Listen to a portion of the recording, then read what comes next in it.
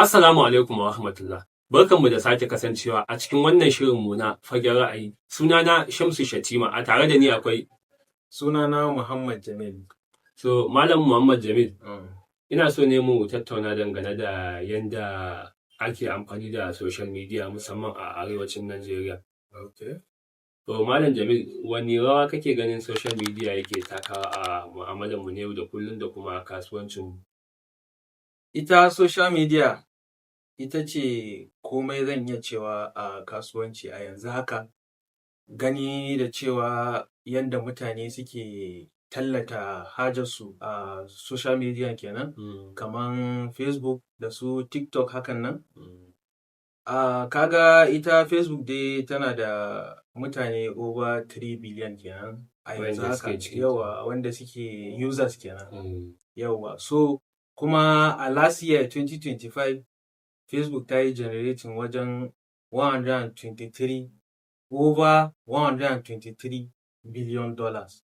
Wannan kuma 123 billion dollars majority ads ne, wato talle ne wanda mutane suka ba wa shi Facebook ɗin. Yawa, so kaga ana maka nufin cewa mutane suna jin daɗin tallata hajansu a shi kafa na Facebook ɗin kenan, yasa har suke saka kuɗinsu don su yi wannan tallan a shi Facebook. So another platform da mutane suke yawan amfani da shi shine TikTok. TikTok yana da wajen kusan 2 billion active users ne yanzu haka. Kuma shi wannan TikTok ɗin yana generating, ya yi generating, that was last year, ya yi generating wajen over 33 billion dollars. Yawa, shi ma zallan ad revenue ne, talla ne wanda mutane suka ba shi TikTok ɗin. So kaga wannan ya gwada maka cewa mutane sun fahimci cewa ai gaba ɗaya, zan ce 'yan kasuwa sun fahimci cewa attention na mutane yana su wannan social media ɗin. So shi yasa suke amfani da shi wannan kafa na social media ɗin don su yi promoting hajarsu. So kaga zan iya ce maka a yanzu currently gaskiya social media ita ce number ɗaya wanda ake promoting, ake tallata haja, kuma mutane suke samun riba sosai. So Malam Jamil, ta wani hanya ne ya kamata matasanmu mu tafiyar da shi kan wannan social media? Gaskiya problem da muke samu shine yawancinmu mun fi consuming akan creating. So wannan problem na consuming din, mutum ya zauna ya yi ta scrolling, ka yi ta scrolling, kalli wancan bidiyon, kalli wancan bidiyon, kalli wancan bidiyon. Bayan kuma mene, kana da abin da za ka saka ka yi talle in kasuwanci kake na wani abu kake sayarwa haka, practically wani physical abu kenan. Ko kuma kana da wani services wanda kake rendering, wanda ya kamata a ce kana creating content around shi wannan abin da kake yi ne, kana posting a wannan social media. Saboda me, customers ɗinka su ganka har su maka magana, ka je ka musu wannan aiki din, ko kuma ka sayar musu da kayanka. So problem ɗin da ake samu kenan, mutane gaskiya we are addicted da shi social media ɗin, na cewa mun fi so kawai mu zauna mu yi ta kalle-kalle. Mutum za ga ya ce bari ya ɗan huta ne, amma hutun fa shine ya shiga social media ya yi ta kalle-kalle, wanda kuma wannan kalle-kallen in ka je ka gama yin shi, in ka zo za ka yi aikinka za ka ji ka a gajiye, saboda me, ka riga da ka je ka kalli wasu abubuwa, wasu cheap abubuwa wanda ya draining maka energy ka, baka jin cewa ka yi tsaya ka yi abin da ya kamata. Malam Jamil, wani ma da ka samu a wajen da yake kasuwa ne zai samu gefe ɗaya ya ta wannan kalle-kallen, bayan shi ma yana da kasuwan da zai iya bayyanawa a wannan lokacin, amma ya zaɓi ya je ya ta yin. Yawwa, to shi ne ai maganar da nake yi akan, like, kai gashi nan ka fito kana neman customers ne, kana neman mutane ne wanda za su sayi kayanka, amma kuma instead ka focusing a yaya za ka yi ka jawo attention na mutane su san cewa kana sai da wannan kayan har su saya, ka gwammaci cewa ka zauna ka yi ta kallon wasu wanda suke tallan hajansu.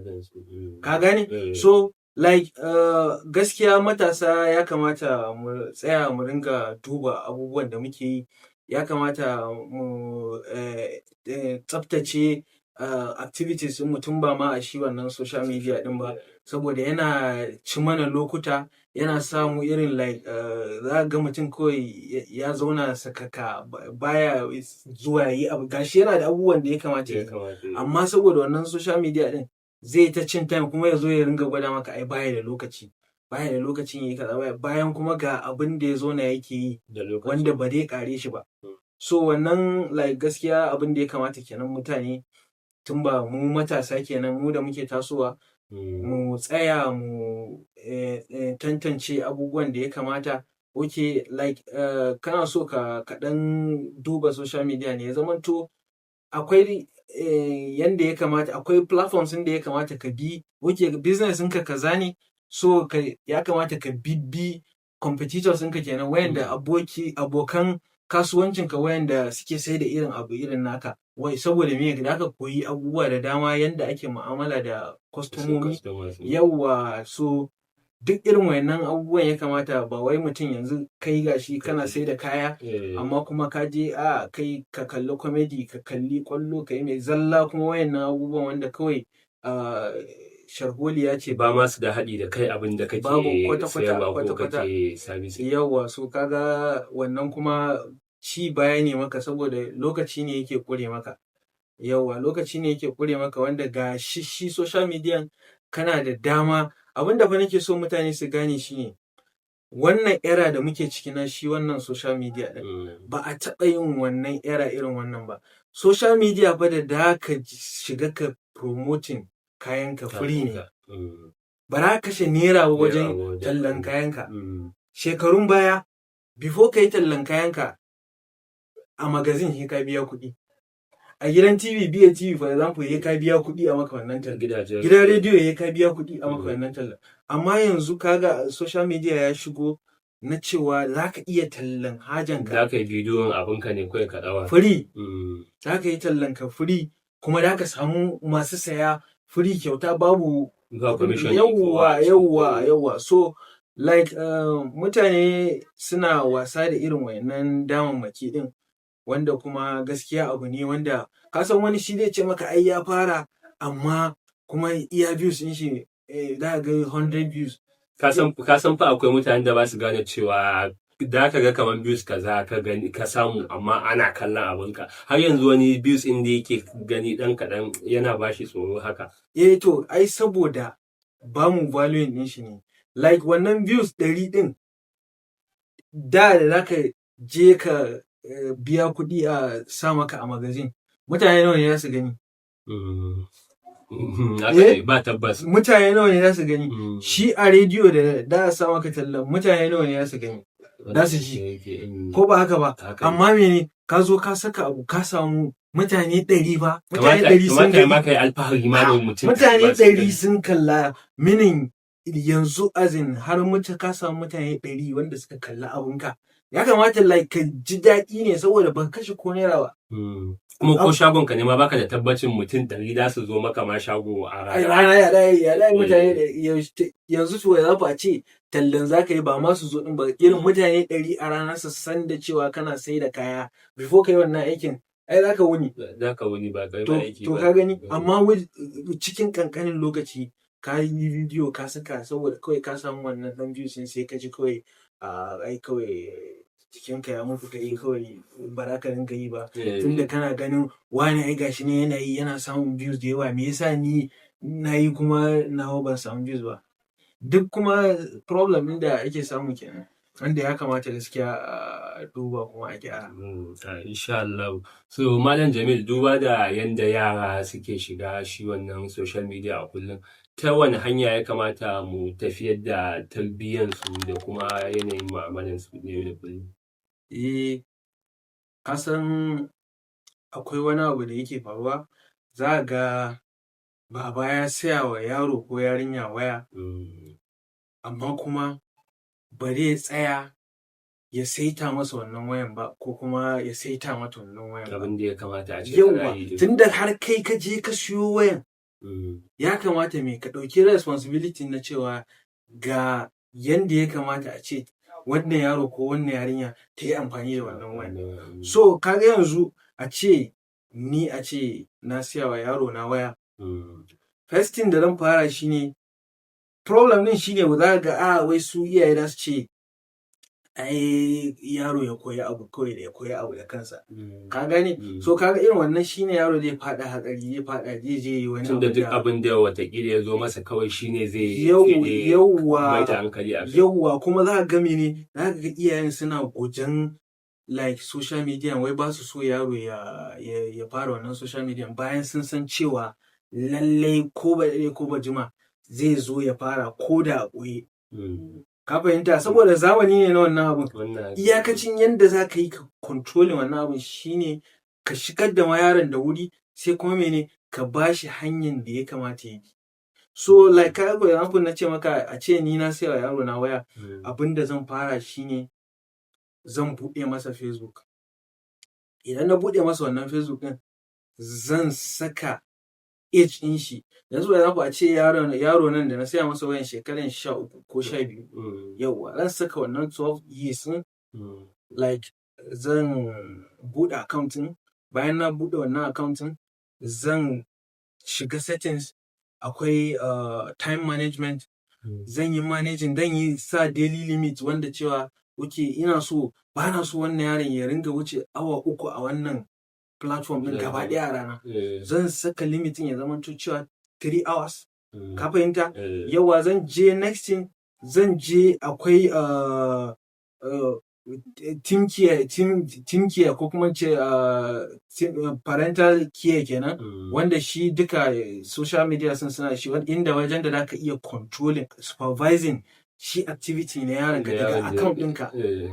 Daga account ɗinka za ka iya yawa daga account ɗinka za ka iya supervising abin da shi yake yi a wannan. Za ka na farko abin da za ka inviting ɗin shi a account ɗinka, sai ka je account ɗin sai ka yi accepting. Ka fahimta? Yawa, so kaga in kai wannan, next thing kuma sai ka je for example, kana so wannan yaron ya koyi ya san abubuwa about geographic sciences hakan nan. Kaga akwai National Geography for Kids, wannan irin wannan channel sun ka following musu. Tunda kaga yanzu ba wani TV ake tsaya a kalla ba. Yawa yaron yana son skills ne, all those exercises. Akwai irin yoga channels na yara. Duka ka following masa. Za ka following masa wannan. Yaron ka technique kana so ya koyi coding, akwai coding.org. Akwai coding for kids a wannan website din. Akwai scratch wanda yaro zai koyi animation. So like duk wayannan zaka following masa saboda ya zamanto cewa su suke fito masa a feedin shi. Idan ya shiga social media, su suke fito masa a feedin shi. So kaga idan ka yi wayannan, ka gane, shi yaro ina so ka gane, shi yaro yana so like komai yana so ya koya ne. Duk in ya ga abu yana so ya koya ne. So ba wai za ka katse yaro daga shiga social media bane, no. Za ka shigar da shi ne da kanka, tun da ka san cewa koya aka yi zai shiga. So ka shigar da shi da kanka, sai ka ba shi guidelines na ga yanda ya kamata ya bi. Kuma mene, kana supervising activities din shi. Yawwa za ka yi supervising activities din shi har sai ya kai wannan 18 years. So kaga wannan like zai taimaka, like ya ba yaronka direction na ya zai tafiyar da rayuwar shi, ya zamanto cewa in ma he will be addicted, ya zamanto is addicted to productive abubuwan da zai taimake shi a rayuwa. So gaskiya like abin da ya kamata kenan, iyaye ya kamata su ringa duba, su daina wai dakile yaro daga amfani da shi social media, saboda babu yanda za a yi a dakile shi. Zamani ne na shi wannan social network din, so dole ne yaro in ma bai yi a gabansu ba dai zaga yawa. So abu ne wanda su tsaya su, in ma ba za su iya wannan controlling ba, su nemi wanda ya iya amfani da shi waya din ya musu managing account in yaran ne. Yawa saboda a dinga su zai fi gaskiya, saboda shine riban gaba daya. Yawa, so abin kenan.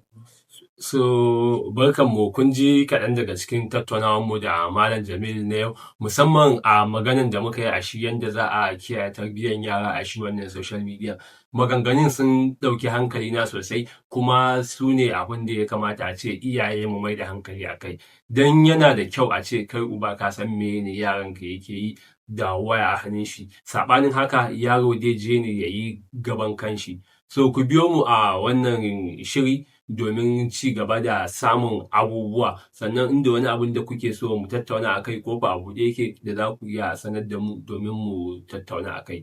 Mun gode.